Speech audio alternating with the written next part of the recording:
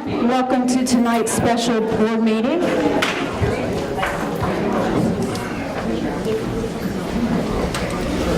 We'll officially call it to order. And Renee, if you would show all board members present except for Mr. Clayton, or I'm sorry, Dr. Clayton.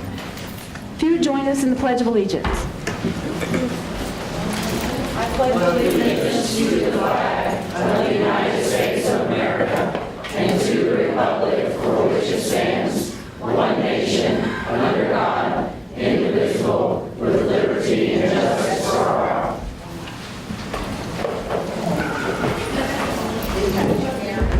Thank you. All right, so we need approval of tonight's agenda, and I would like to make a motion that we switch our public comments, which is item E, with our board planning, which is Dr. Mellon's transition plan. I think it's important that our public hear his transition plan first, so they'll be informed, and then we will take public comments afterwards. We're not voting on anything tonight, so I think it makes sense to do it that way. If I could get a second on that, I would appreciate it. Second. Thank you, Teresa. Any other questions or comments about the agenda? Okay, all in favor, please raise your right hand and say aye. Aye. Okay, that's 6-0. Thank you. All right, so Dr. Mellon, if you would please go ahead with your transition presentation, please. Thank you, Board. I appreciate it. I'd rather speak from here, if you don't mind, tonight. But obviously, this is a very sensitive topic and subject, and frankly, has been part of a conversation and discussion for over 5 years. I've been superintendent for 5 years, and it was actually something that had been discussed with my predecessor before me. So it's something that's been very important and been considered for some time. So there's been a lot of work that's gone on over the years relative to this, and I'd like to sort of share a transition plan idea with you tonight for your consideration. Just to give a little bit of background, some of the big issues, and the biggest issue perhaps is an equity issue. With our Maple and Spring Hill students, they get a great education. The teachers are as dedicated to the students there as our teachers are to our students anywhere. But because of the size of the schools, 200 students in Spring Hill, 230 in Maple, resources, opportunities, services are greatly restricted for those students. And that's been a problem that I've seen for 5 years. I love the kids in those buildings. I'm there every 9 weeks. I see these kids. I'm in their classrooms, and I want what's best for them. I'm not just a superintendent of schools, but I'm a father of 3, and I want those kids to be treated with as much opportunity and respect as I would expect for my own children. So equity is an issue. One of the concepts that we've been talking about as an executive team is the idea that we really need to have comprehensive elementary schools. And what do I mean by that? A comprehensive elementary school would be a little bit larger in size. We have some that are close. Parkwood is about 550. Utica, Wilson are each a little over 500. When you start getting to 500 to 650, now you can start to provide every possible service to students that they would require inside of that building. So whether it's social work assistance, whether it's special needs assistance, it has to do with English language learners, which continues to be a growing population in our district.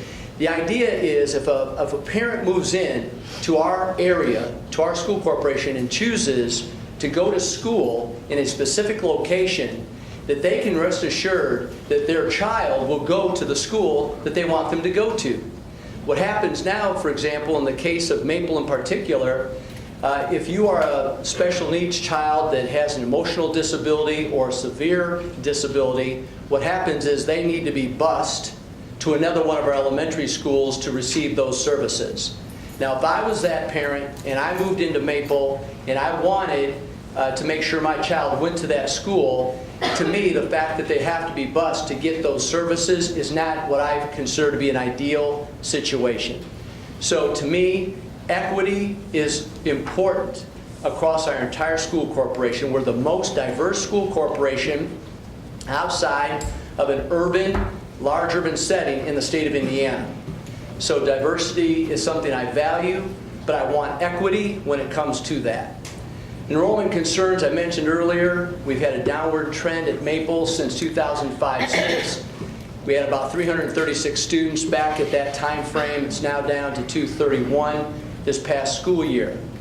At Spring Hill, there was a little upward trend in 9-10 up to 261, but since then, there's been a reduction down to 202. So the enrollment is an issue. With these very small schools, it becomes very difficult to provide that equitable level of service that these students deserve. There are some financial and facility constraints that are really secondary to this discussion, but I'll go over those in detail more in a minute. Options considered. In the 5 years I've been here, we've looked at our facilities. We knew it was going to be a major issue when I came in. We've done studies. We've made efforts to improve our facilities. We've thought of Maple students moving to Spring Hill. We've thought of Spring Hill students to Maple. Moving students to either place had its series of problems. Neither school can handle the entire population of the other. To add on to the schools where they exist could require us to have to acquire more land, which could involve housing in the immediate areas. So we did a lot of viability looks at those two options. And because I felt that the downtown elementary, because of enrollment, or because I felt that enrollment downtown was a concern, about 3 years ago, you will remember that I worked hard to try to consider finding a location for a downtown elementary. And it just didn't work out. But I thought that was the solution, because with the enrollments as low as they are, we can't justify keeping both buildings open, but how do we honor and respect both neighborhoods and bring them together in an area that would be perhaps equidistant, and we could maintain a downtown elementary. So that was about 3 years ago, you'll remember that. Then of course, since we couldn't get that worked out, we did try to go to a referendum. At that time, we were requesting that Maple would go to Parkview and Spring Hill to North Haven. Obviously, that referendum was not successful. So we had to come back again and rethink our strategy. Redistricting. Some people thought, well, why don't you just redistrict? The issue you have is open enrollment. In our school system, other than Utica Elementary at this point, students can go to any elementary they want. So we just can't arbitrarily say, well, we're going to just take this whole neighborhood and move it over here, because we've had a policy to allow students to go to any elementary they choose to go to. So we couldn't force students down into a Maple or Spring Hill environment.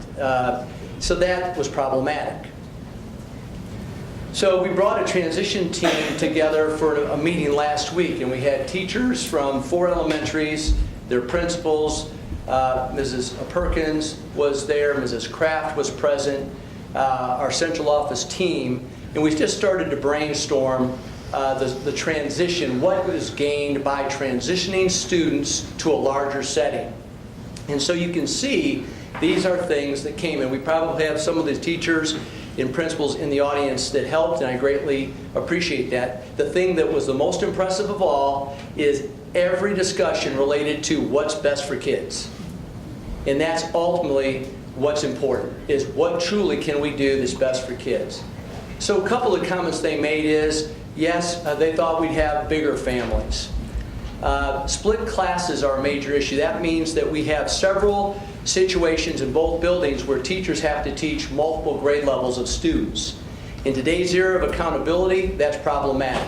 They can't go as deep into the curriculum when I'm trying to teach both 2nd and 3rd grade standards. And so that is an issue in a smaller elementary environment. Enhanced diversity. Collaboration with other grade level teachers. If I'm a teacher at Spring Hill, I may be the only teacher at that grade level. And we are having our teachers work a lot together collaboratively across our district. And if I'm the only 1st grade teacher in my building, then I don't have the ability that I would in other buildings to be able to collaborate with other teachers in my grade level. That's a problem. So the other issue, we can expand our special ed services, our English language learner services. Go on. Intervention for students, more staff to cover extracurricular activities. The smaller the environment, you put a lot more stress on that staff. The Spring Hill and Maple staffs are outstanding. This is not about them. It's not about their quality. They're outstanding. Those staffs love their kids.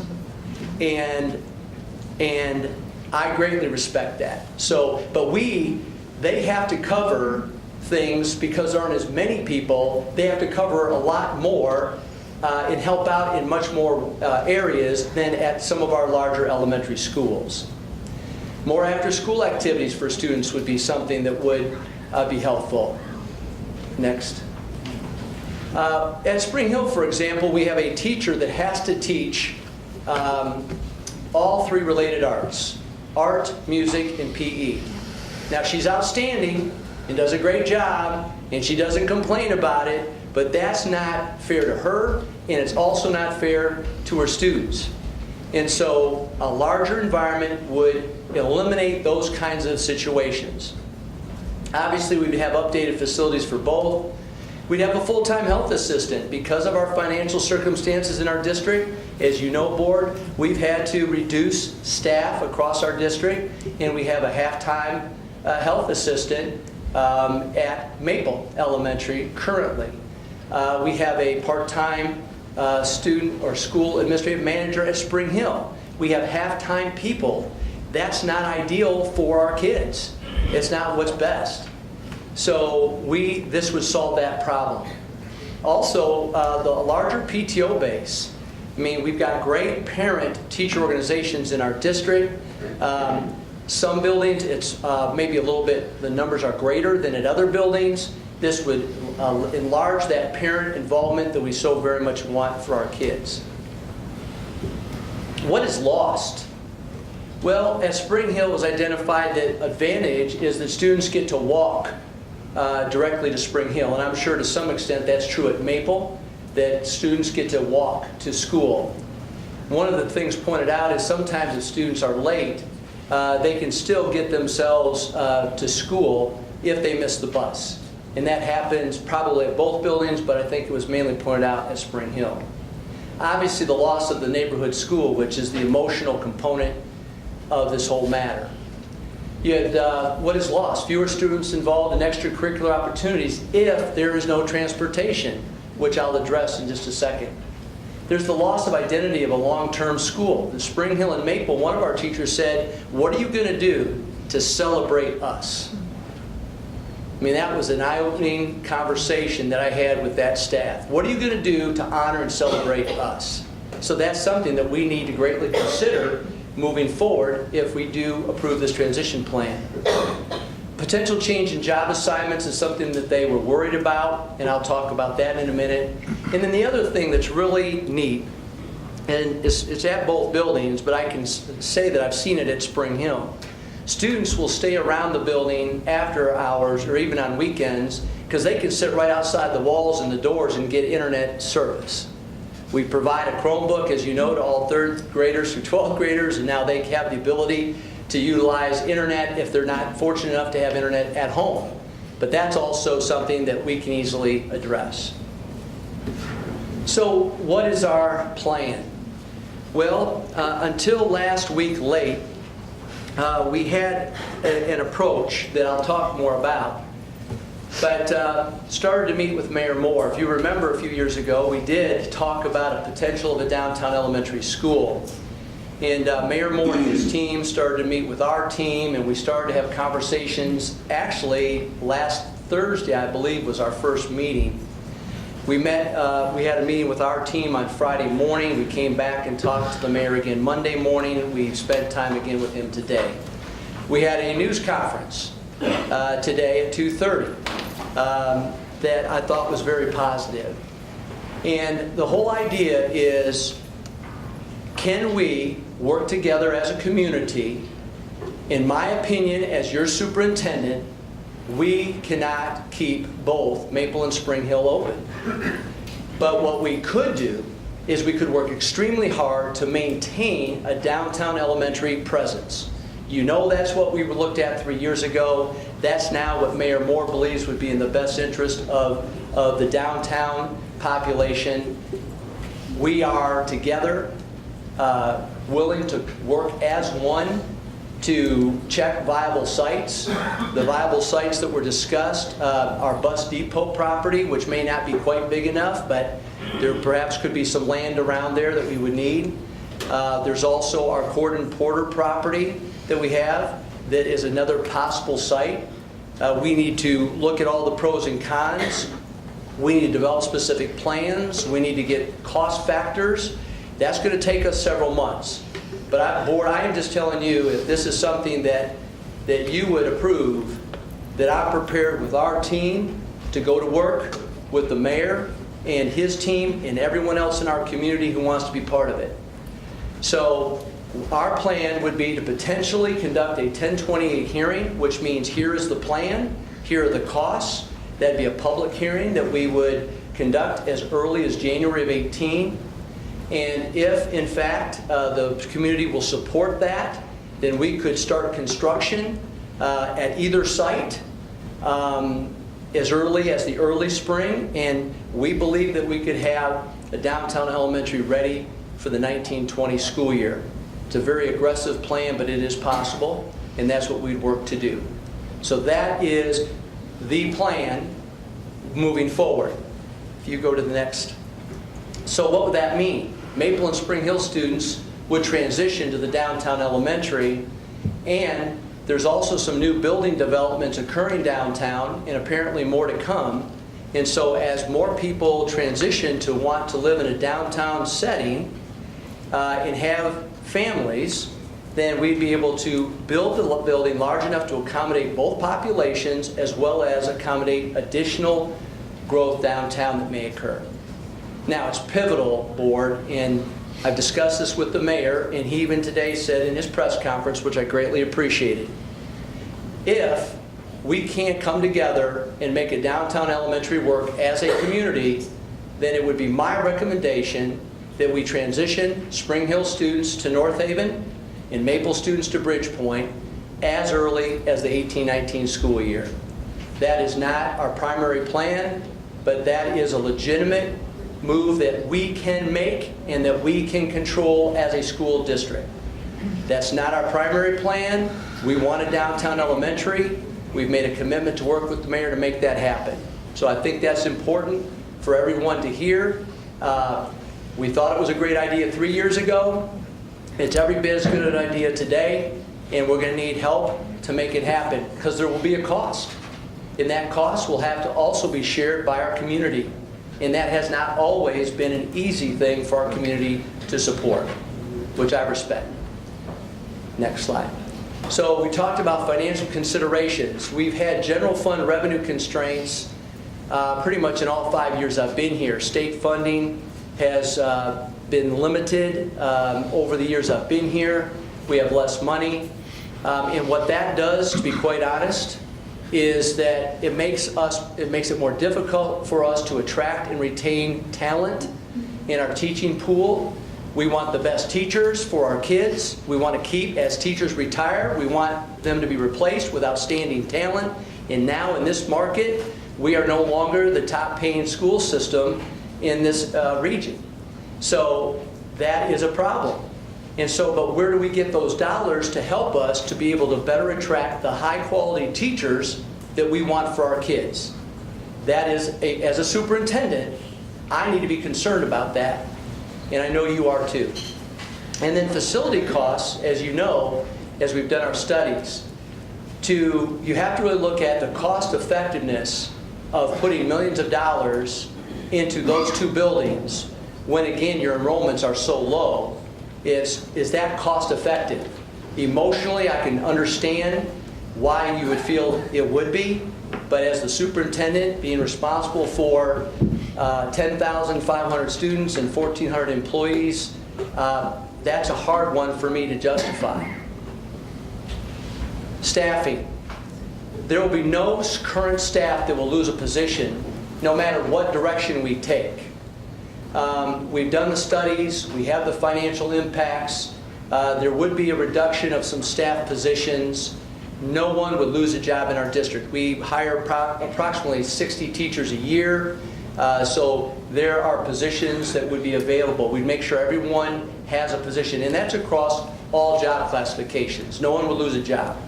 The majority of the staffs would move with their children. That's the other thing we felt was vital. If we are going to have to displace the students, we want them to go to a specific location and have their staff, their teachers, the people that they are familiar with, go with them to try to make that transition as smooth as possible. So that would be our plan. And as I said, any reduction in staffing would be through attrition. Transportation.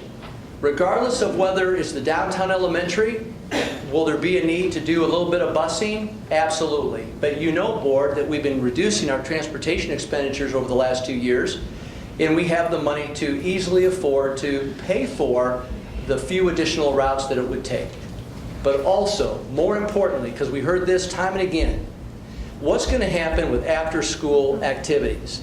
Because if we have families that are not fortunate enough to be able to transport children back and forth to school, then how are these kids going to be able to participate and take advantage of these opportunities that they have? Our goal is we will have activities buses that will run from the school directly back to the neighborhoods. If a student wants to participate, we're going to make sure they can participate, and we're going to make sure that they get home safe and sound. We have the dollars to do that in our transportation fund, which again is a separate silo of money, but that's what we've been doing, and we can make that happen. So we don't want that to be an inhibitor to this. Healthcare. I don't think our community fully understands what we do for our children. We are one of the very few districts in the state of Indiana that provides free health care for our students. We have nurse practitioners at Jeffersonville High School and also Charlestown High School through partnerships with Clark Memorial Hospital.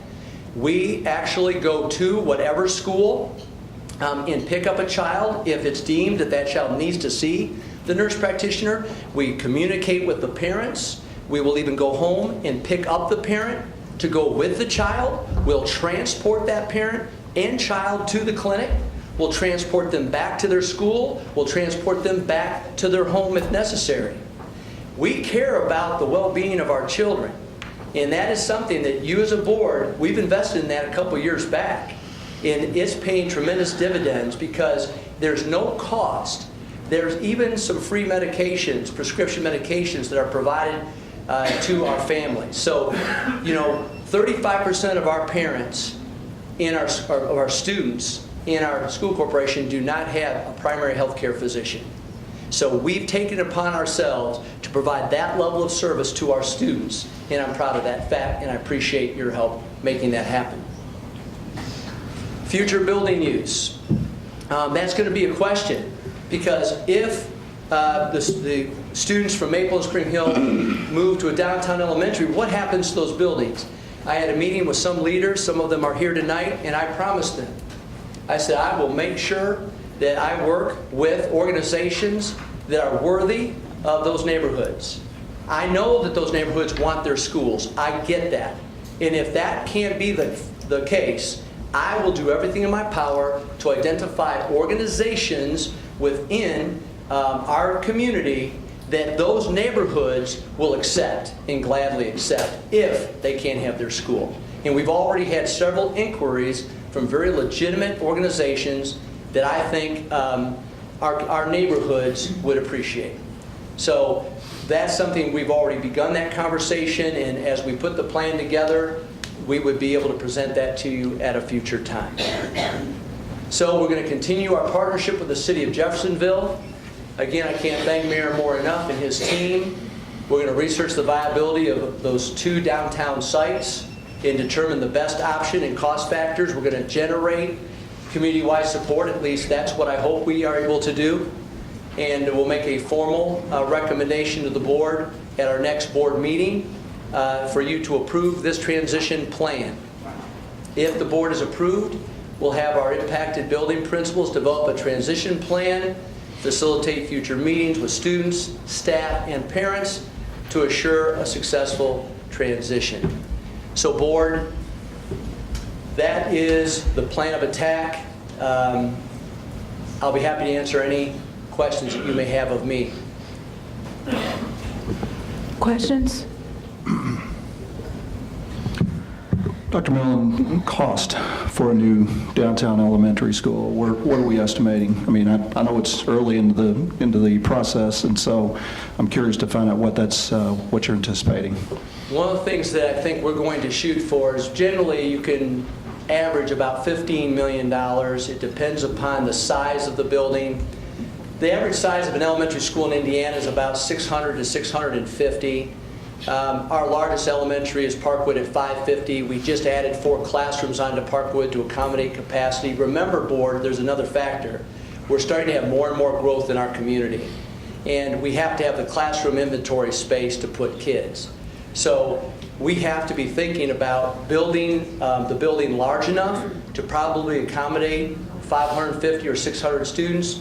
I'm guesstimating about $15 million is what I would tell you at this point.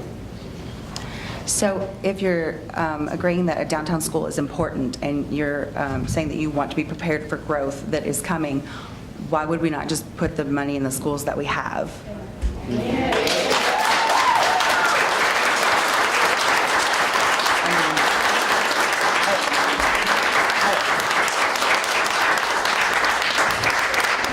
I agree with a lot of the things that these schools do, but if we're agreeing that it's important to have that, and we're agreeing that people are going to come to Jeff, it would cost the district a lot less money to just leave those and put money in there. Most of the growth that's projected, and I think you can see it by the different housing developments that are occurring, is really moving to the northern part of Jeffersonville and all the way up through Charlestown. That's where the majority of growth is coming. The downtown elementary, even the 220 apartments that are coming in, depending on price points and so on, it'll be dependent on how attractive the apartment options will be to families. So I do believe that the housing options that the city is considering will help to increase slightly.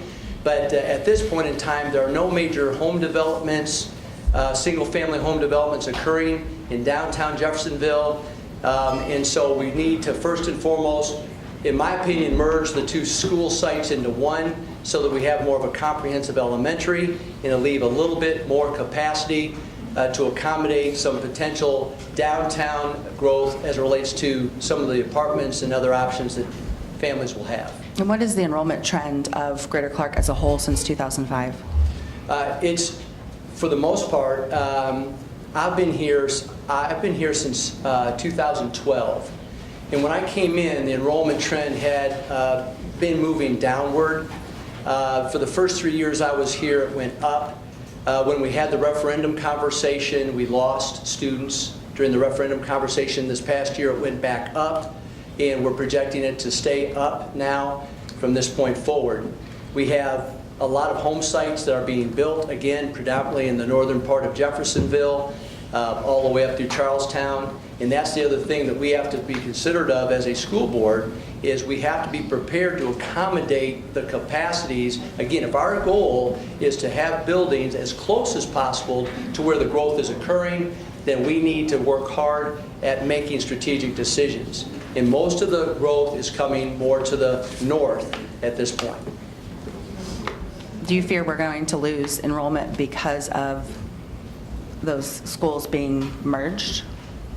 I think that if we are able to give students in our downtown area the opportunity to go to a state-of-the-art elementary school that can provide every possible service, I think that they would be excited. I think that not only our Maple and Spring Hill students would be excited by that opportunity, but I also think it will be attractive to other families that are choosing to maybe come down and move into an urban residential environment. That's the goal. The goal here isn't to try to do something to detract from our ability to serve kids. This is a hard decision, but our goal is whatever we do, we want to do it well, because people have a choice when they move into our area.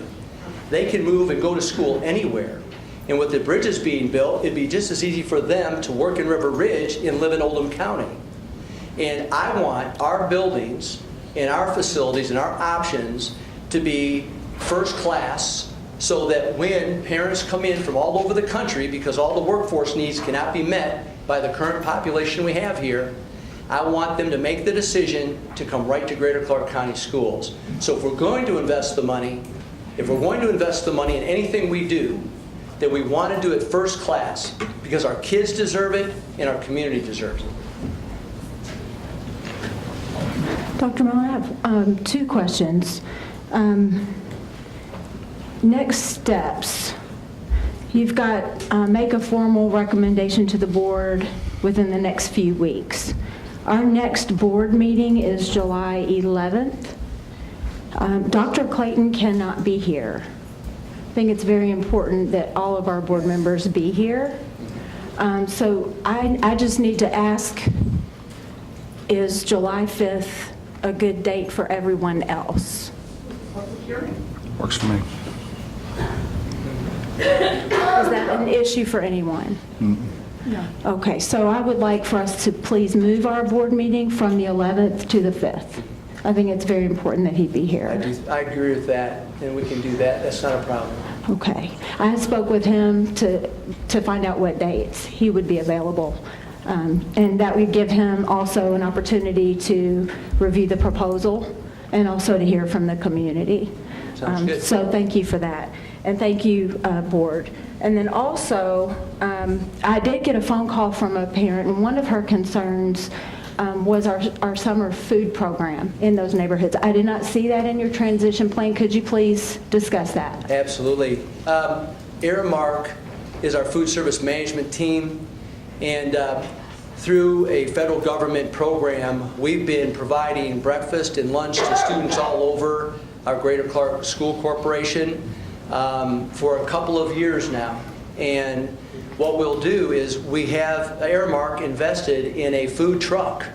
And what's been happening is that food truck has been going through the neighborhoods. Bridgepoint, we have a program at Bridgepoint where we are providing, we had the food truck at an event that we had just recently that the board approached. So I've talked to Aramark, and they're ready to go to whatever neighborhood we need them to go to make sure that our students are still provided with breakfast and lunch. So I'll promise you that that will happen. Thank you. Are there other questions from the board?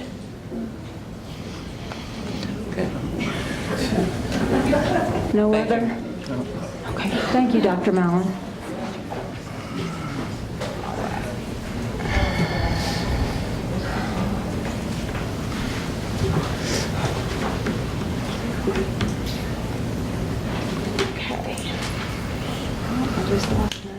So with that, seeing no other questions from the board, then we will move into the public comments section of our board meeting. I do need to remind those who are planning to speak of the guidelines. Sorry, I need to pull my computer back up here. I lost it. There, well.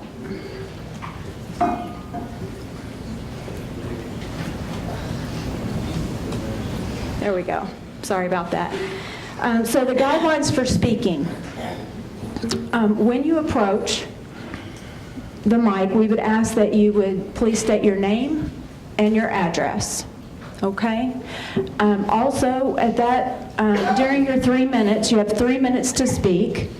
When you get right at about 2.5 minutes, you will hear a beep, and that's a reminder just to let you know that you still have 30 seconds left. All right?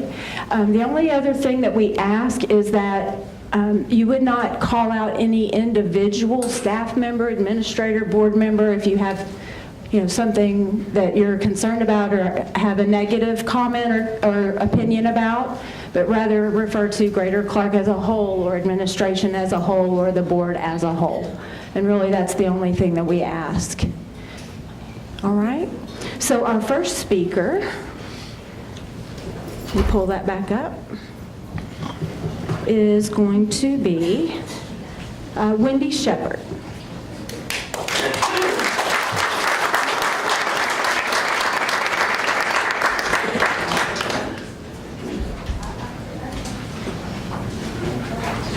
I'll wait till you get those.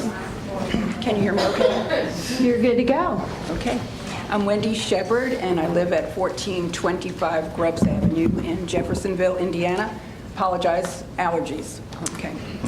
It's rare when a community stands together against the Greater Clark County School District. Yet here we are. Your plan to build a new school and keep Maple and Spring Hill open till then is problematic. If you cannot raise the money through a referendum or the blue and yellow sheets again for the new school, then our two schools will close. I stand at this podium to request that the school board deny Superintendent Mellon's request to close Maple and Spring Hill schools, based in part on the following. Schools receiving the students will not be properly prepared physically to serve additional students. It will be a disservice to receiving and incoming students to place additional strain on schools already struggling to meet the needs of their own students. Bridgepoint is designated as a focus school by the Indiana Department of Ed and has a lower letter grade on the I-STEP assessment than Maple Elementary has. Instability and disruption to the lives of Maple and Spring Hill students. The incoming students will be bullied. Economic loss to the downtown businesses who support us wholeheartedly. There'll be a loss of new homeowners and new businesses to downtown. Property values will decrease. More buses will be needed to transport students at an additional cost to the district. The school district will lose approximately $7,000, I'm told, per student if students transfer to other school districts. And I've put this in here because contact has been made by another district considering bus transportation from Maple and Spring Hill students to their district. And parents are interested. Dr. Mellon met with the teachers at Maple the day before school closed last month. He asked the teachers to convince the parents and community that closing Maple is good for the community. He advised them that Ms. Elnor, the present principal at Maple, will be the assistant principal at Bridgepoint Elementary School. The Maple employees do not support this, not all of them, the closure, nor do the teachers at Bridgepoint. I've been called by 3 different schools. The annual performance report from the Indiana Department of Ed demonstrated that students in the Greater Clark County School District are testing below the Department of Ed state average in both math and English assessments. Students having passing grades should be the priority of this school corporation. Busing kids to a new school will hinder students' grades even further. Lack of engagement with the community is another reason that this should be denied. I'm going to skip because I hear that buzzer. So I ask you each to recall the reasons you first became a member of this body. I dare to say it was to do what is best for each child that you were elected to represent. Leaders do the right thing. Leadership does what is right. Show leadership, keep our downtown schools open. I'm told that some in this administration believe they must act fast with this plan before the next election occurs when 3 school board members are up for re-election. The theory is we have short memories. I may run for the school board in 2020. That is, if I retain my memory till then. Let me just close with a quote from Michael Moritz. History shows that there is no more potent engine for reform than the passion of voters who feel betrayed by the politicians they hoped would do the right thing. Thank you for your time.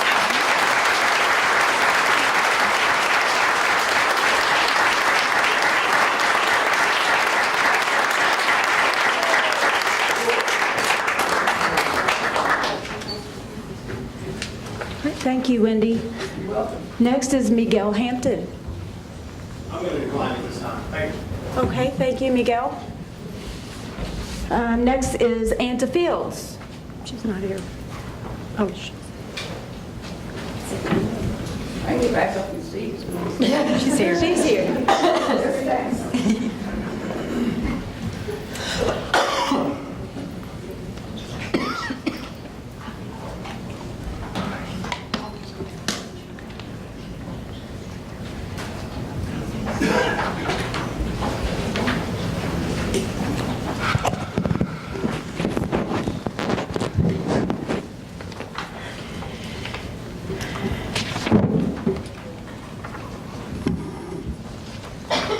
afternoon, everyone. My name is Anta Fields, president of the Jeffersonville Clark County NAACP. Dr. Mellon and school board members, the nation's oldest historic civil rights association in America, the NAACP, of which the Jeffersonville Clark County, Indiana, is a unit of. We know firsthand and are keenly aware of the devastation in communities, especially when schools that have existed for many years are no longer present. Since the NAACP was founded on February the 12th, 1909, the NAACP's mission has 4 pillars of equal access for all people: social, political, economic, and education has never changed.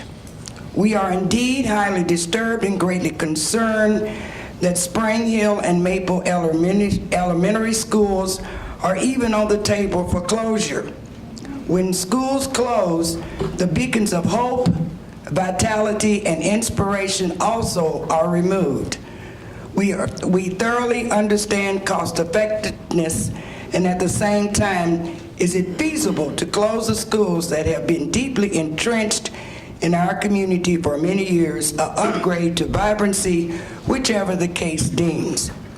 The Jeffersonville Clark County NAACP strongly asks reconsideration and not close Spring Hill Elementary and Maple Elementary schools.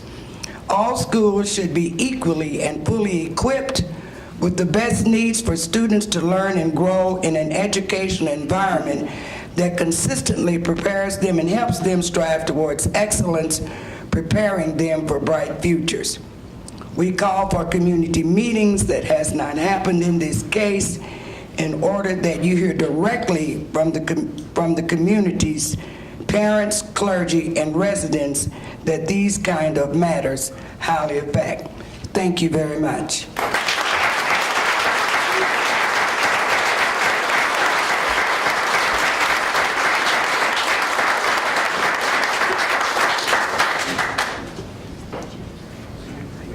Next, I have Deborah Henderson.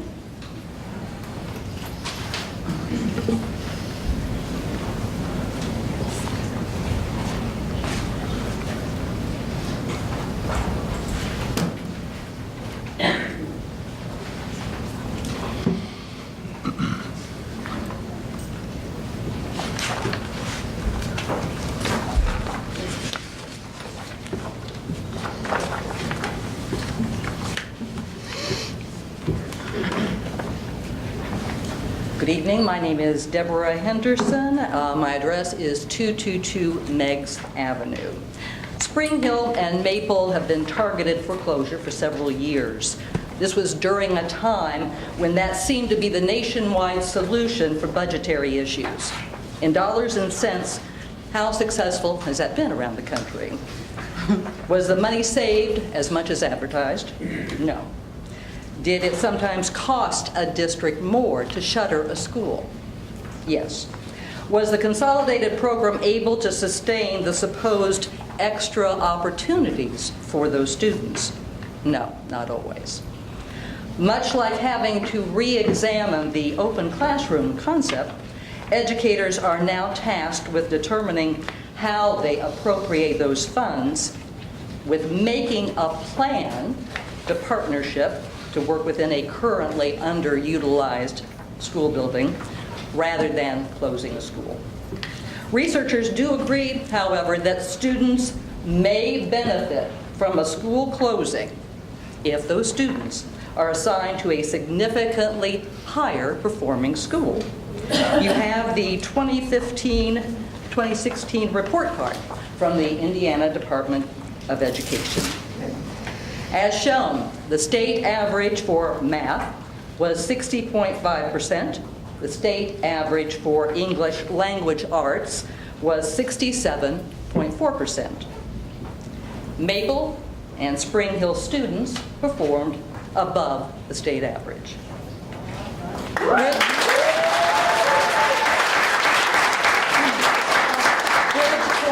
Bridgepoint students performed below the state average in both. North Haven students performed below the state average in both. In mathematics, the score there was 45.3 in comparison to Spring Hill's score of 60.7. In English language arts, North Haven was 52.3. Spring Hill's score was 72.1.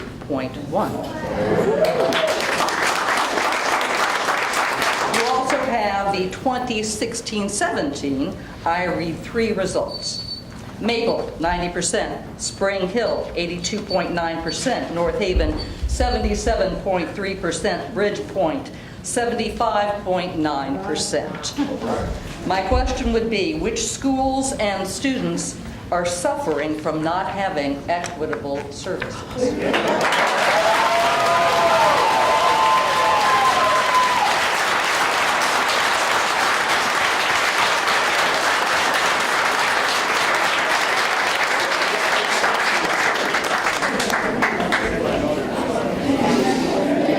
Next, we have Mr. Ron Ellis.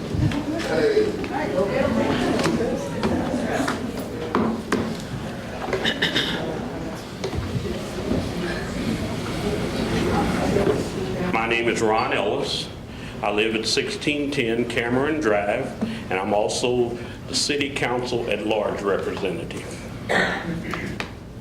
My purpose for being here this evening is to let you know that I have been in a number of meetings this week. I've met with Dr. Mellon a couple of times. I've met with our mayor a couple of times. And from the information that I have been able to gather, if we don't support the building of a new school, and we're going to lose both Spring Hill and Maple Street. I endorse Dr. Mellon's proposal. I endorse it because I know the value of having schools in a neighborhood, especially in the west end of Jeffersonville. We do not want to lose a school close to downtown Jeffersonville and have to have our children travel by bus, sometimes before daybreak, standing on the corner waiting on a bus, and then getting home after dark in the evening.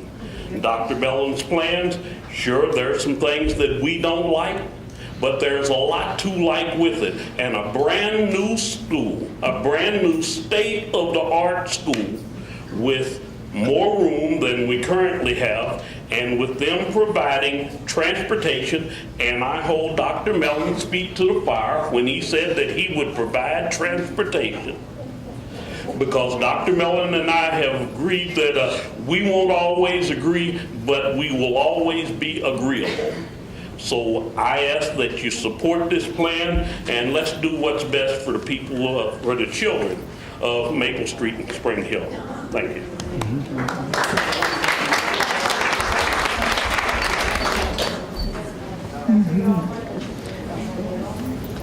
Thank you, Mr. Ellis. And if I could please remind the crowd that each of these people speaking before us is a community member. Whether you agree or disagree, it would be nice if you could please be quiet and let them say what they have to say. I'd appreciate that greatly. The next speaker is Donna Spence. Okay. Well, I'm just going to have to wing it because I've written and rewritten a number of times. My name is Donna Spence. I live at 531 East Maple Street, and I would just like to, I have read this thing about 3 different times over the years because you all consistently come back and you want to close Spring Hill or Maple Elementary. And it's got some great things in there, pointing out the lack of money for needed repairs because the school board does not want to invest in these older schools. An assumption that old is automatically bad and new is automatically good.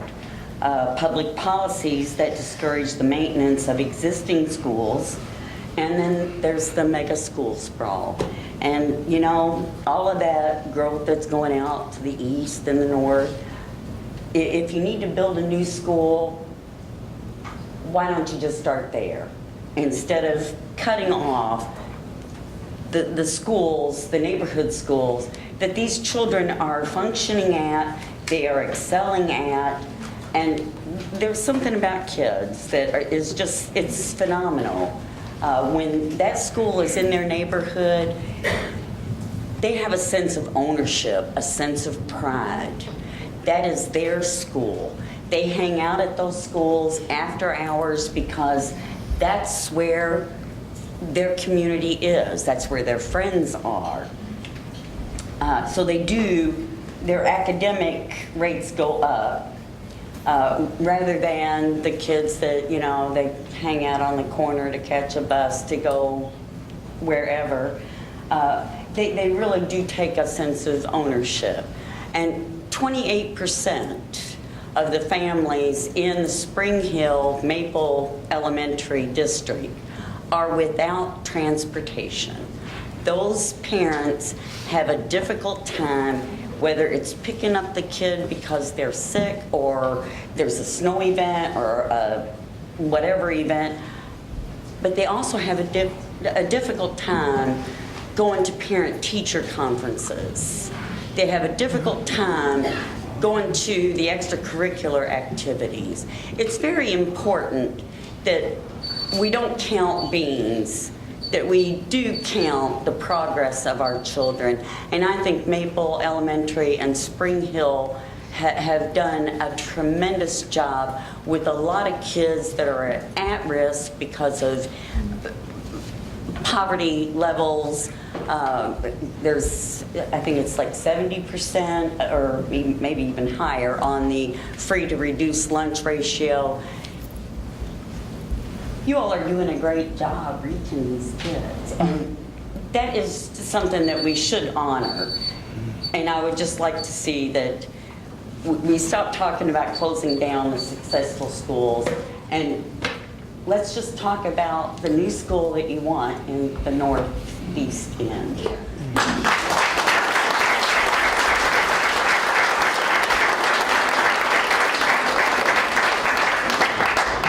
Thank you, Donna. Next is Ed Seward.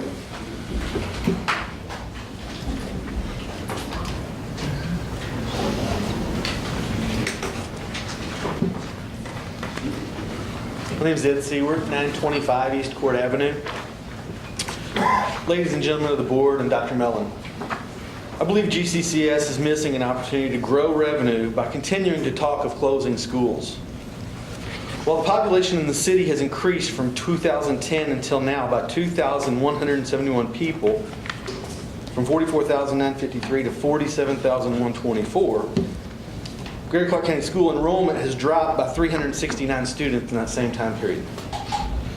During this time period, GCCS continually talked of closing Maple and lost almost 100 students during that time. I talked to many parents that decided to take their kids elsewhere because they thought Maple was closing. If you would put as much effort into making the facility of Maple as great as the teachers are and marketing the school so everyone knows how great it is, then enrollment would not be a growing problem. And therefore revenue would not be a problem as well. Because each student, as you know, is worth $7,000 to you, if that's what you want to look at. GCCS must realize that listening to the community is important. When you do not listen to the community will look for other ways to educate their children. In a competitive educational environment, we have many options where to send our children. If you take away our community schools that we so desperately have been asking you to keep, we will be looking at Clarksville Community Schools, Community Montessori, Rock Creek Academy, St. John Paul, St. Anthony, Sacred Heart, and Christian Academy. With vouchers, all of these options are open. If you leave a void in downtown Jeffersonville, it could be filled with a charter school as well. It appears all your efforts are focused on marketing the high school and education received at GCCS. I've heard lots of coverage of Ford Next Gen, College and Career Readiness, and Project Lead the Way. Great stuff. With very little, if any, effort directed at marketing the elementary schools and recruiting new students. I believe we should be marketing Maple for the great school that it is, not talking about closing it every other year. I'd be happy to work with the administration and the school board in ways to market and expand enrollment in our elementary schools, But please don't make the mistake of closing the schools of downtown Jeffersonville. Since I got a minute, I want to talk another little addendum I put on here, the walking field trip. Me and Sel went on a field trip. She asked me to go on a field trip with her. I said, sure, I'd love to. We're going to walk downtown Jefferson. I was like, oh, gosh. But after I went on the field trip, I was just blown away by how awesome of a field trip it was. And only in a community school could we have such a wonderful field trip. We walked out of the school doors and down the streets that they live on and play on. They learned lessons of safety on how to cross streets. They bonded in their natural environment. They told stories to each other about relevant spots along the way. They were able to learn about the library and businesses in their community that they can walk to every day. And that's an opportunity that you just can't take away from these kids. Thank you.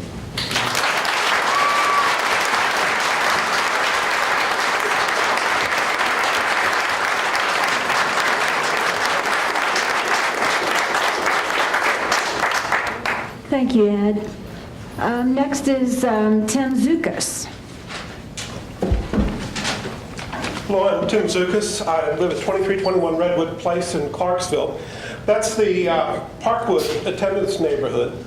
So I should be living at the greatest school system, elementary school in Greater Clark, right? It's been over 500 students probably for a decade or so. So every school's a Parkwood. Wouldn't that be great? I don't think so. Now, my mama told me to do what you say and say what you do. She would be ashamed of you.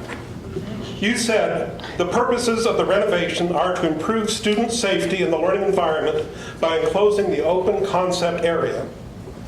Baloney. Most of the money is being spent on to add new classrooms. Very little is going to close open concept areas.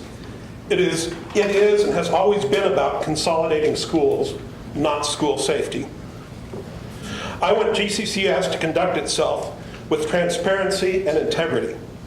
I believe that after GCCS put the facilities plan to a referendum and lost, it shows a lack of respect for the voters and the taxpayers to bring it back piecemeal and in disguise. Labeling it as motivated by concerns about student safety is utterly disingenuous. You hoodwinked people who would have opposed a petition to close Spring Hill and Maple by getting them to sign a petition favoring school safety. Now, as board members, there is something here that should concern you greatly. If the administration has no compunction about misleading, manipulating, and circumventing the public, what makes you think that they deal honestly with you?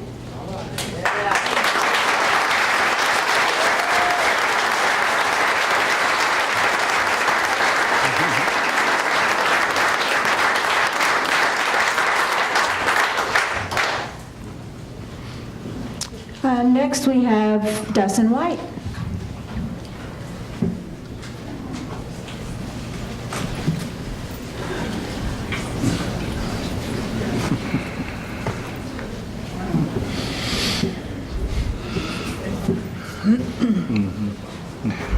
My name's Dustin White.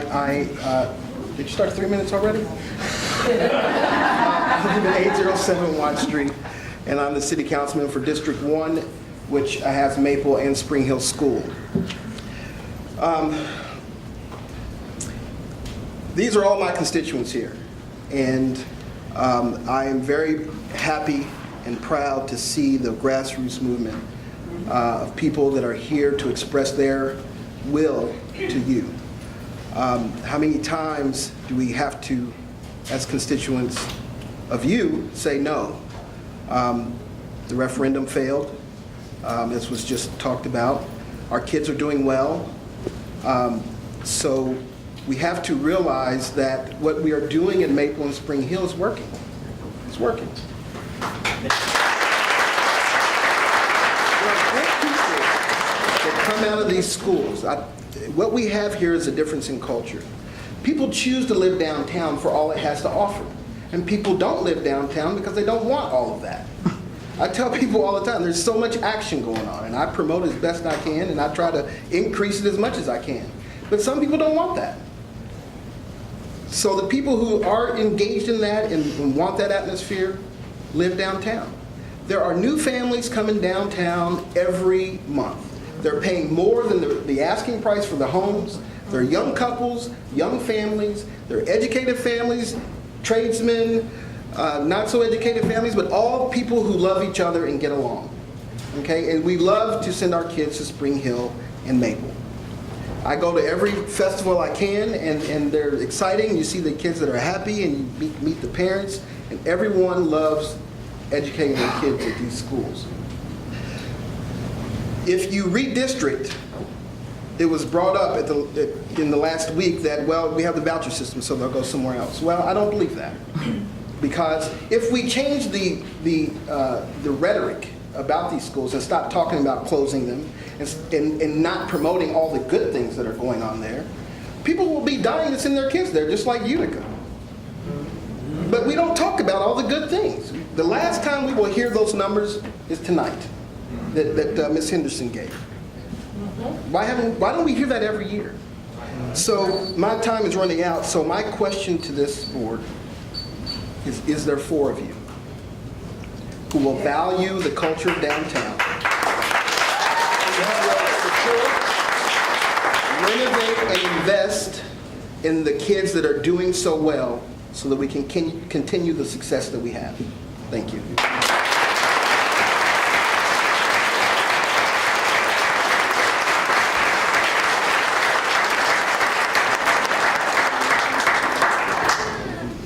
Thank you, Destin. Next, we have Bill Hawkins.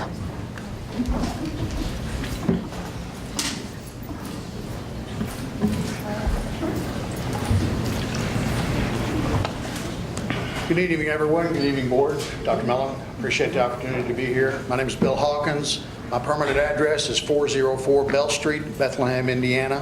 I'm living in Jeffersonville right now, taking care of my aged parents. I'd like to read to you some evaluations of some school buildings and then a little bit of history of what's been proposed over the course of time. All this information comes from the board docs program. Jonathan Jennings, building is in average condition. Maple Elementary School, building is in average condition. Storage and space limitations are problems. North Haven Elementary School, this building is showing its age. There's some leaks in pipes and there's some other issues that it has. Spring Hill Elementary School, the building is generally fair condition with intermediate wing being renovated and as a result from fire damage in 1988, the electric service may not be as large as what they might want in the future. Utica Elementary School, all facilities and equipment are in good condition.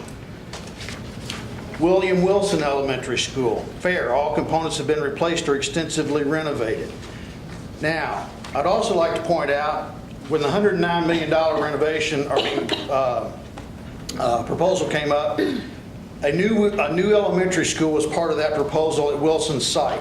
A new elementary was a part of that proposal at Parkwood site. A new elementary was part of that proposal at Jonathan Jennings site. You just heard the conditions of those schools. Why did we need to build new schools at that point? I don't know. The board does. The administration does. Nothing was proposed at Utica. That didn't go through. So then the board came back, or the board came back and wanted to $65.2 million. At that point, Wilson went down from needing a new school to only needing $1.2 million worth of work. Parkwood went down from a new school to only needing $2.1 million. Jonathan Jennings dropped from a new school to $500,000. Utica, they were going to spend $3.5 million on Utica, and it's already in good condition. Makes me wonder why on that too. Maple was going to get $0.4 million, and Spring Hill was going to get $1.1 million over the course of the last 2 years of the proposal, and that would have brought these schools evidently up to a sufficient facility purpose to give you what you needed to be able to continue on using them. The $2 million that is going into North Haven for new classrooms has also been taken, is one of the issues that's already been, it's already been dealt with here as well. We've been told over and over that the issues here are the kids and the safety for the children. I'd like to point out, when I have my kid going to, now grandkids, going to a school with 200 people, If there is a illness outbreak, and I've got in a school of 200, that's 1 out of 200 students that may expose my child to a disease. If I've got my child in a school of 500, then that's 1 out of 500. It appears to me that we're better off to keep the kids in smaller schools, to cut the classroom size down, which the educators already say is the reason why these schools are doing better. Thank you for your time.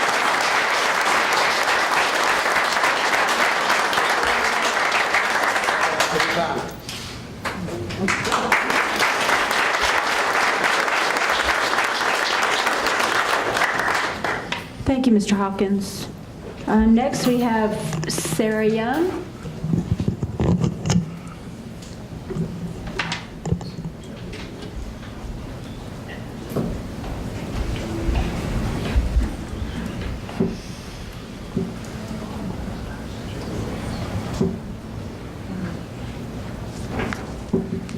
Hi, my name is Sarah Young. I'm 726 East 7th Street. I stand here today as a Port Fulton Landing Neighborhood Association member, a Maple Elementary parent, and a Jeffersonville resident. Each one of these parts of me is disappointed by the thought of losing our neighborhood school. However, my focal points tonight regarding this transition are not from my personal experience, but from research that I've reviewed in order to stand in front of you.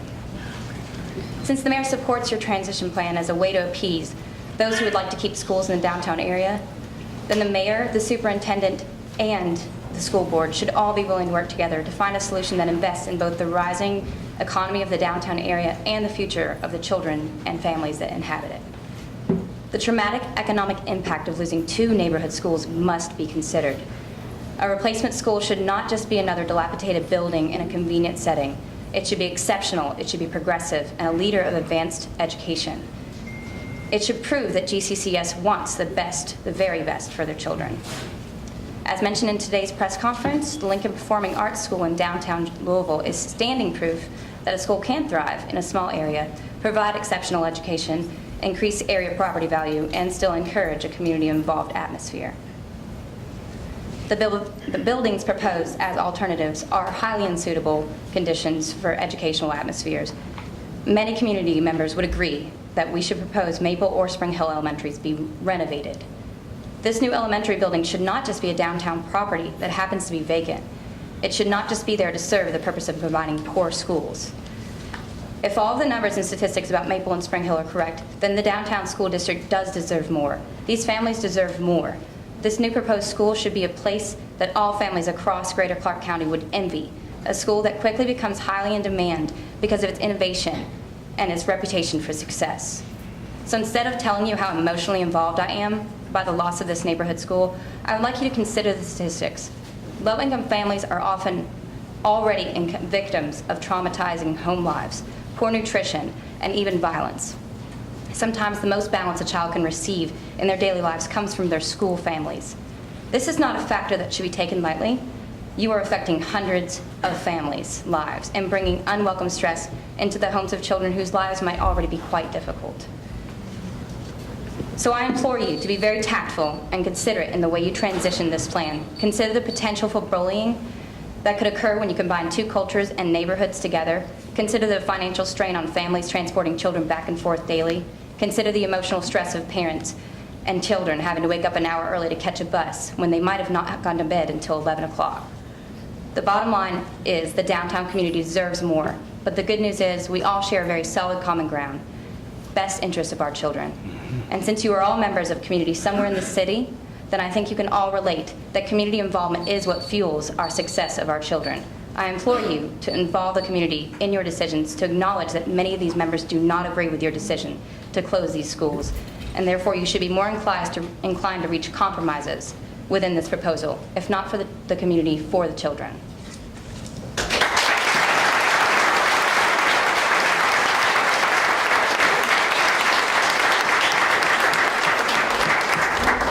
Thank you, Ms. Young. It's my understanding Mr. McLaughlin is not going to speak tonight. Is that correct? That's correct. Okay. All right. So for all of you who came up to speak to us tonight, thank you.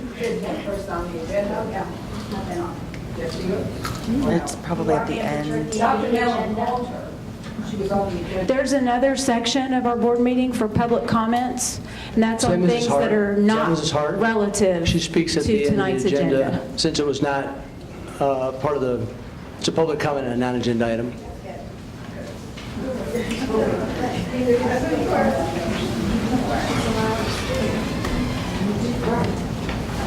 All right, so next we have NEOLA updates. We do, Board. Good evening.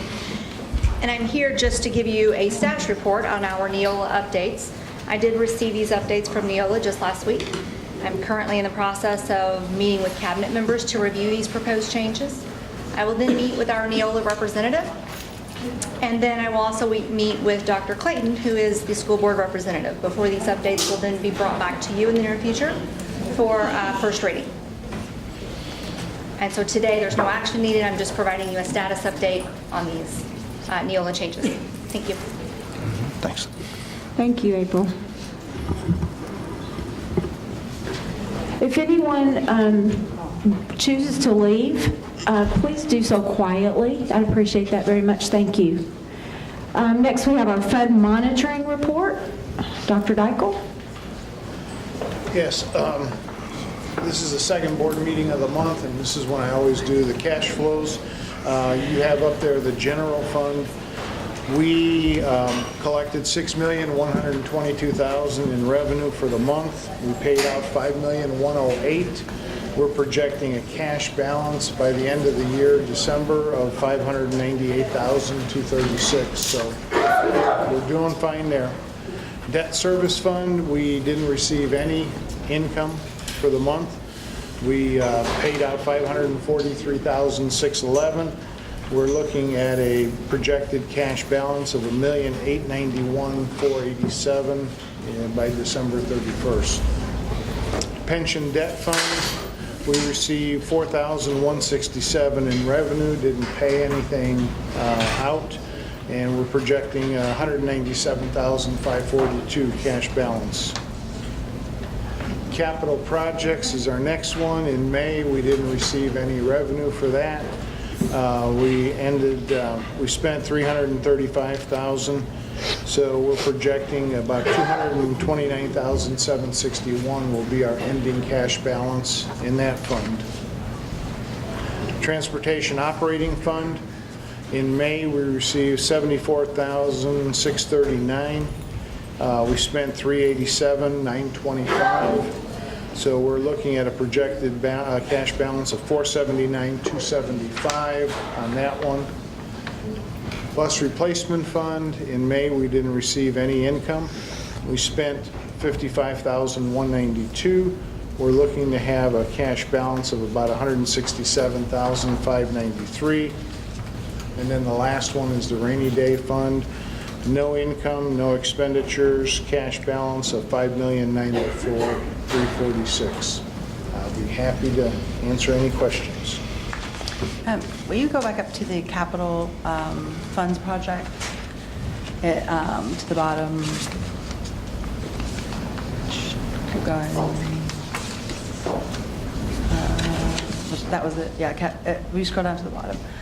Thank you. Okay, so our actual right now is a deficit of 327, but you estimate by next month it will be 2 million, correct? Correct. Okay, and that's just from income from?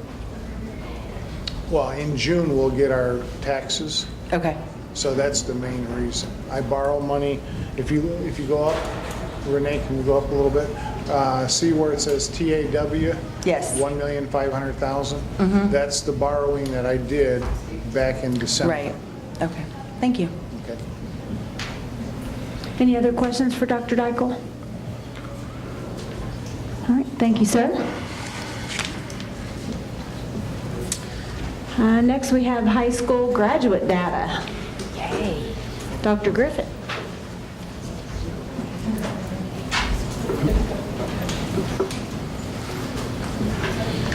Thank you, Ms. Gilkey. Members of the board, very proud and honored to share the very preliminary data from our high schools.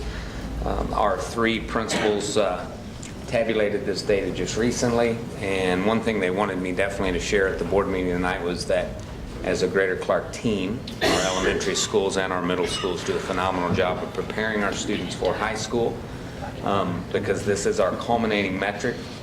Our goal of 13 years of school is to have students successfully graduate. So as you look at the data, you'll see, I'd like to kind of share some highlights with you.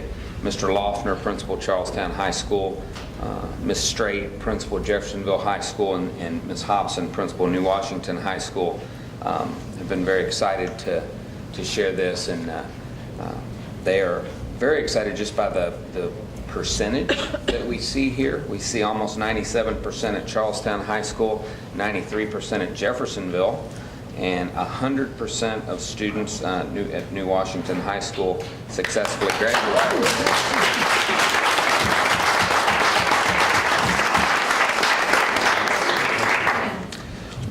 One area that we do keep a close eye on are waivers, and those are students, if you recall the waiver process, if a student completes high school but is not able to successfully pass the end of course assessments that are needed for graduation, there are some alternative methods.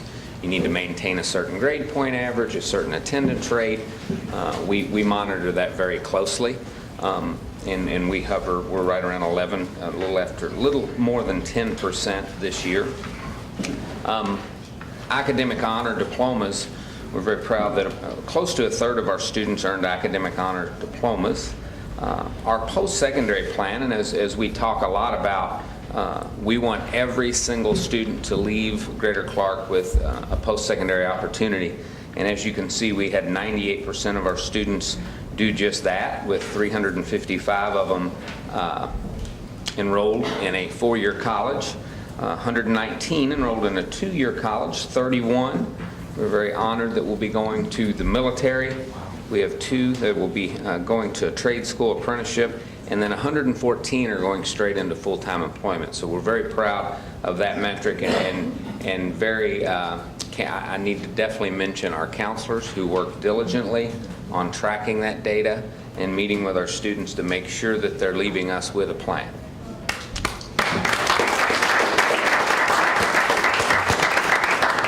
And you can also see our early college initiatives. We did have 13 students earn an associate's degree this year. 34 students earned a transfer general education certificate. That's equivalent to 30 credit hours of college.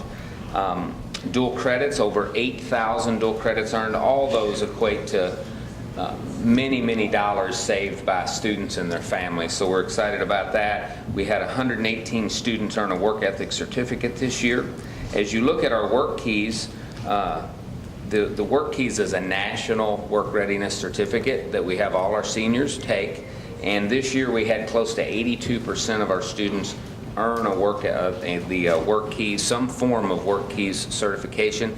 That is not an easy assessment. Less than 1% of all students that take that earn the platinum level.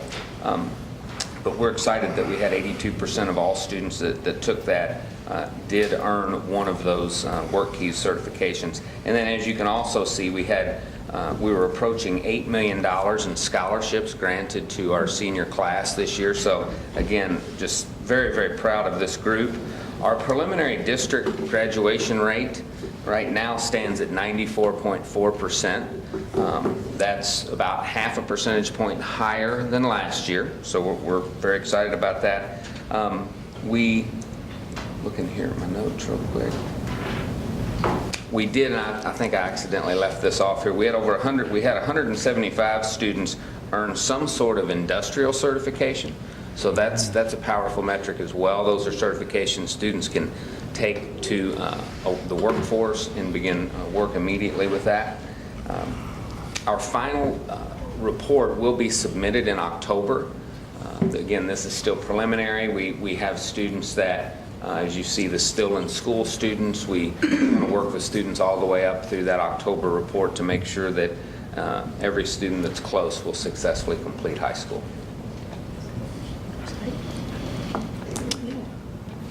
Board, I just would like to reiterate, Dr. Griffin, it's been a focus. Our mission is all kids graduate accepted to a post-secondary opportunity.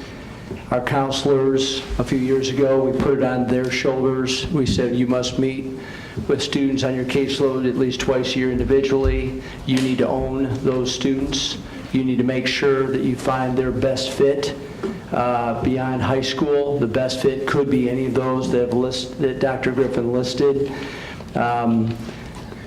I believe that our post-secondary acceptance rate is something that a lot of school systems don't even truly, it's starting to become a model for schools around the state in what we're doing. So there are a lot of metrics, there's a lot of important things, but as a parent, you want to make sure not only that your child graduates, but they have the quality of skills necessary to be accepted to the next step in their life. That's our primary mission, and I think that we're doing a really good job because of the commitment of all of our staff and our parents and our whole community. So thank you, Dr. Griffin. Any questions for Dr. Griffin? Comment?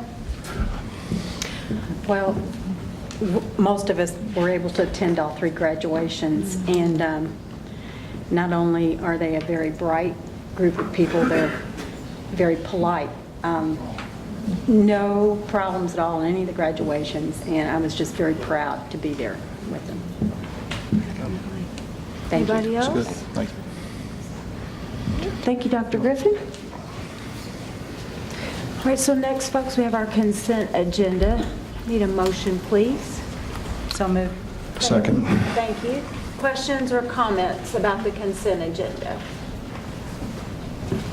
All right, all in favor of approval, please raise your right hand and say aye. Aye. That's 6-0, and I'm thinking that we need to pause there for just a second because there was kind of a few important positions on that personnel report, and maybe you'd like to introduce a person Absolutely. or two? Absolutely. Dr. Griffin is transitioning away from our school corporation, which is a loss to the greater Clark County schools, and we wish him the very best in his future. He's a first-class individual. But what we also had to do is when one door closes, another door opens, and we had to find another first-class person to come in. And after a search process, we were able to identify Kimberly Pfeiffer, who is from Northeast Indiana. She is going to be the next assistant superintendent for secondary education. And if Kimberly, you don't mind standing, welcome to our Greater Clark family.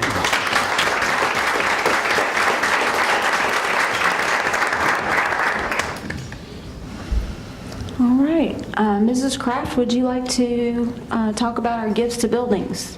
Yes, looks as though we have received over $7,000 this year from people in the community. A lot going on at Charlestown High School and Middle School and New Washington and Utica. So we appreciate the fact that they have faith in us and give us money when we need it. Thank you. I'd like to make a motion we accept them.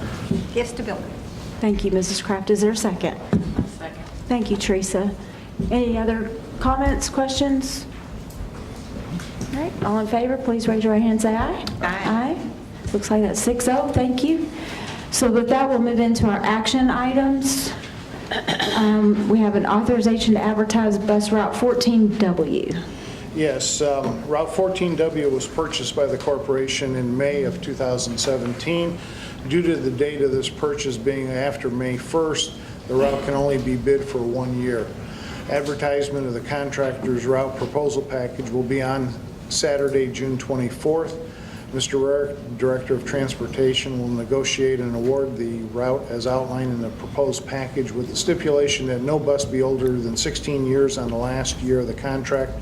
Negotiations based on the proposals received for bus route 14W will be conducted at the Administration Building at 10:30 a.m. July 11th.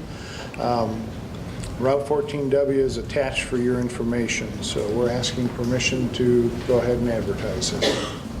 Okay. Is there a motion? So moved. Oh, go ahead. Thank you, Mrs. Kraft. I'll second that. Thank you, Teresa. Questions, comments? All in favor, please raise your right hand and say aye. Aye.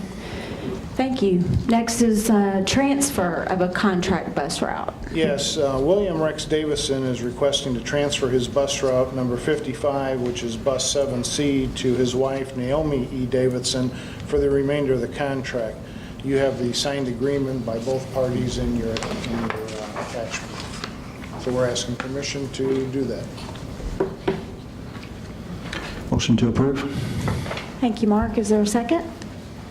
Thank you, Teresa. Questions, comments? All in favor, please raise your hands. Aye. Aye. Thank you. That's 6-0. Synovia. Yes, last month we had a presentation by our transportation department on Synovia, Here Comes the Bus. So now we're asking, Here Comes the Bus will provide parents and students with bus stop location, estimated arrival time, and current bus location through a mobile app or computer. It will also indicate if the bus has already been to the stop and the school with the arrival times. The attached agreement was reviewed by April Geltmaker, our staff attorney. So we're asking permission to have this added to our Synovia contract. Is there a motion? I motion. Thank you, Katie. Is there a second? Second. Thank you, Teresa. Questions, comments? No. I think this is going to be a great help to parents. I think so too. You know, the bus never came, Mom. No, it came. Any other? Good. All in favor, please raise your hands. Aye. Aye. Aye. 6-0. Thank you. Next, we have an Aramark Food Service Agreement Amendment. Yes. Every year we come to you and ask for the same information. In the current agreement with Aramark, there's a clause that allows Aramark to ask for an increase in the general administrative expense and the management fee charged by Aramark to Greater Clark County Schools. Currently, the general and administrative fee is .1010, so it's 10 cents per meal served, and the management fee is .0404 per meal, or 4 cents. We're asking the board to approve the increase in the general and administrative fee to .1034, so it's going up .0024 cents, and the management fee to .0413, so it's going up .0009 cents. So that's it. Is there a motion? Motion to approve. Thank you, Mark. Is there a second? 5.007. She 0.00 seconds. Thank you, Mrs. Pratt. I had to make sure I had all those points and the zeros in there. Any questions or comments? No. All in favor, please raise your right hands. Aye. Aye. That's a vote. Thank you. Next, we have some book rental fees for the next school year. Yes, we're asking that we update the current textbook and course fees based on the primary changes were based on the new science adoption, but the overall kind of impact of that is a net reduction of $4.34. So some courses went up a little bit. Most of the courses were a decrease as we continued towards the digital textbooks and the use of those. We've also are making some changes in the system that we clarify for parents when there's an actual textbook versus an ebook involved. So that should help clarify some of that. We may have some additional revisions as school starts. Our billing doesn't go out until September. We allow for schedule changes to take place before we send out bills. So asking for approval. Is there a motion? I motion. Thank you, Katie. Is there a second? Second. Thank you. Questions, comments? You know, it's interesting to try to explain to parents that come from another state that, yes, in Indiana, you have to pay book rental, and yes, you have to pay fees. If they came from a state like Kentucky, the state pays for that. They do all that. So we don't like to charge you, but there's no other alternative. Maybe someday we won't have to do that. Any other? All right, all in favor, please raise your hand and say aye. Aye. That's 6-0. And last on the action item agenda are athletic training services, and these are both for Charlestown and Jeff. Yes, ma'am. Thank you, Board. Board, first of all, I want to apologize. I was a little tardy getting this on the board docs. I think this is some good news and kind of want to brief you on what's going on. This is really Dr. Griffin. He has done a good job in getting these contracts, and we had them ready and loaded to go. And you know we have a good partnership with Clark Memorial, now Norton's. And they came to us last week. Actually, Martin Padgett had been talking to us for a while and said, I think I've got a situation where we can get you some free helmets, some free football helmets with our agreement. So we had a meeting with Norton's, and they came in and they said, you know, our football helmets are rated, they're star rated between a 4, well, 1 to 5. Most of them are 4s and 5s.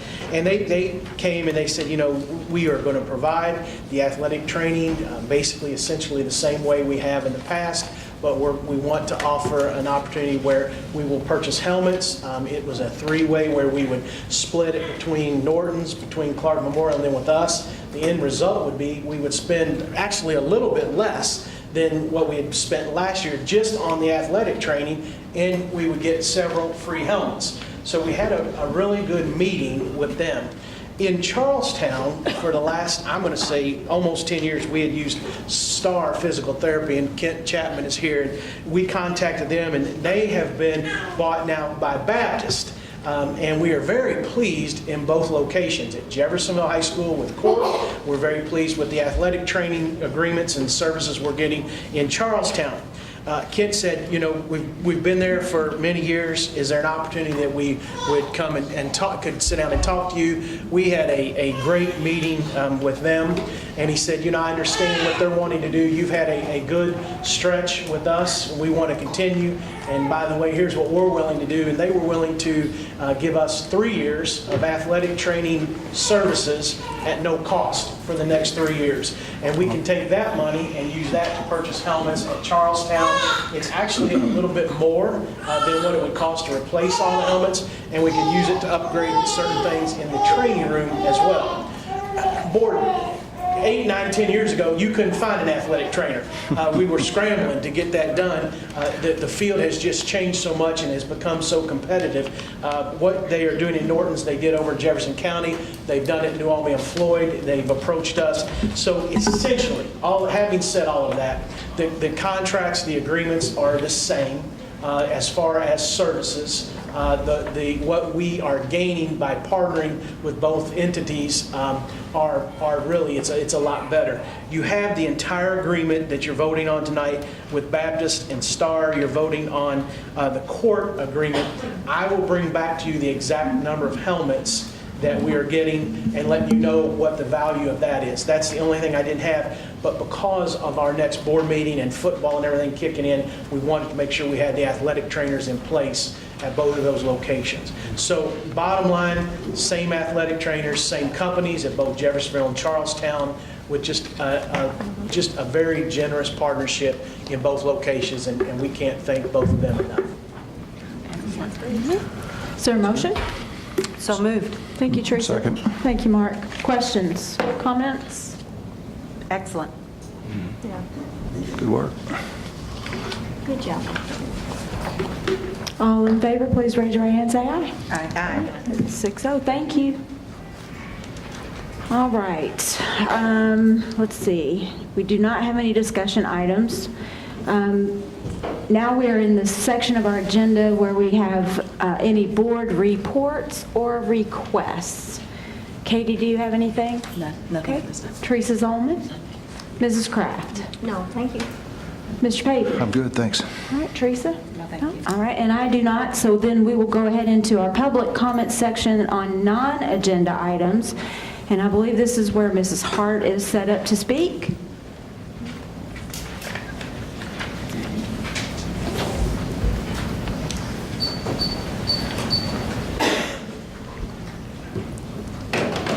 I probably should have been added in that first group, but it's okay. My community knows where I stand. I'm here tonight speaking on the importance of the Greater Clark County Summer Breakfast and Lunch Program. I'm sure everyone here tonight would agree this program is very much needed. It greatly benefits the children of the low-income families. We need to ask ourselves, where would some of these children be without this program? Some parents in our community are faced with the issue of paying bills or buying enough food for the week. They depend on this program when the funds just aren't enough. I think for our children of Maple and Spring Hill, it's more than feeding a body. It's a feeling of coming home, a safe harbor in this crazy world we live in. What happens to those children when the schools shut down? I guess in the words of Greater Clark County Schools, we will have mobile feeding stations set up in both areas. Feeding stations, these are children, not cattle. I'm not sure if anyone on this board has thought of this, and most likely have never been faced with the problem of how will my child be eating breakfast or lunch. This doesn't make us bad parents. It means just what the board has called us. We are low-income families. Shutting our schools down and taking this program out of our area does not hurt us, the adults, but the children who you took an oath to always do what's in their best interest. I'm one person whose opinion doesn't matter a lot, or maybe not at all, but I'm standing here tonight backed by many who feel the schools should remain open. They are needed if Jeffersonville continues to grow, and these programs are needed in these areas. Maybe our fight is for nothing, and our schools close, and the administration wins. But what if we as parents remove our children from Greater Clark County schools because we no longer want to keep them under an administration who really isn't about the best interest of our children? As board members, ask yourselves, what happens to these children when they take away their schools and their summer feeding programs? Is feeding stations really the answer? When will we have a public meeting on this? We were promised a public hearing. Nothing we have asked for has even been considered.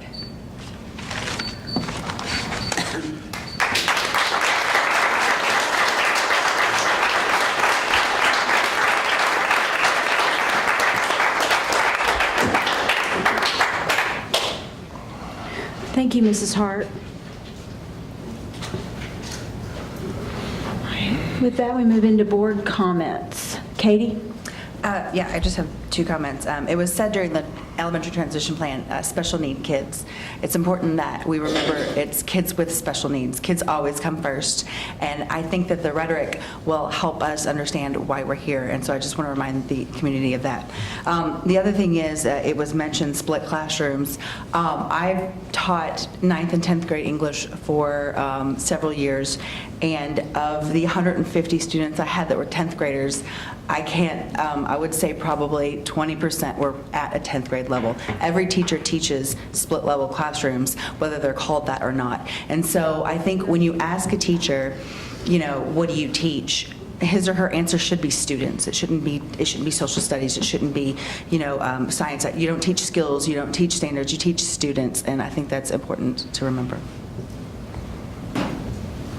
Mrs. Zolman? Just thank the people that spoke today and gave us information, and hopefully we can get things worked out. Mrs. Kraft? I've thought about this, and I'm going to ask this question. I just have one question. How many of you here really believe that the 7 board members that represent you would do that if they didn't care about kids? The pay is nothing. The meetings are a lot, and they're very long. You get yelled at a lot, but the whole time you're thinking, I'm the person to do this. Kids are better off because I'm here. And that's the only thing that has you going. And then when people object and act like you don't know that there are needs in the community and don't know the kids, that's wrong. We do know. And I took an oath to serve the kids in this community. And there aren't a whole lot of people out there of you that would raise your hand and want to do this job. Just remember that. Can I answer the question? No, ma'am. Mr. Pavey? Nothing tonight.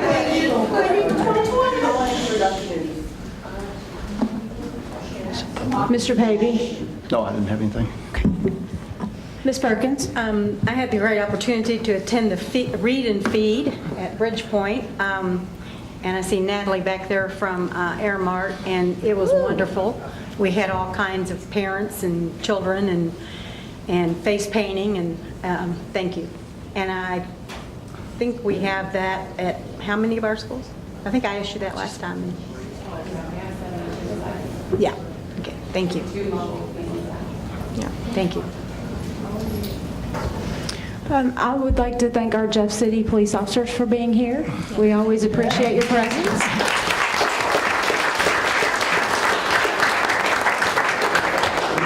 I also want to thank everyone from the public who came tonight and everyone who, it takes courage to stand up and speak in front of a large group, and so I applaud you for that. I did greatly appreciate the opportunity to attend all 3 of our high school graduations, and as Ms. Perkins already said, they were amazing. We have great kids, and to me, that's kind of like, in this business, you know, that's our product. That's where we get to see the finished product of 13 years of hard work. And so thanks to all of our staff and administration, everyone who makes that happen. So with that, I'll turn that over to Dr. Mellon. Just to reiterate one thing, one of the greatest honors that I have as a superintendent, and I've never had it in the other districts where I've been a superintendent, was I get a chance to shake the hands of every graduate. And what a tremendous honor that is to see our young people that have completed one important phase of their life, and the ability to shake each and one of their hands and look them in the eye, and how many of them say thank you. They say thank you. I'm very proud of our students, and obviously our community is doing a lot of good things to help our kids accomplish what they're accomplishing. So, thank you. I just have one more thing. I know I have a tail light out. I tried to fix it. Just don't pull me over. It didn't fix it. It's not the blue car with the green wheels. It's not the left tail light. If I could get a motion to adjourn, please. So moved. And a second, please. Thank you, Teresa. All in favor of adjournment, please raise your hand and say aye. Aye. All right. Thank you and good night.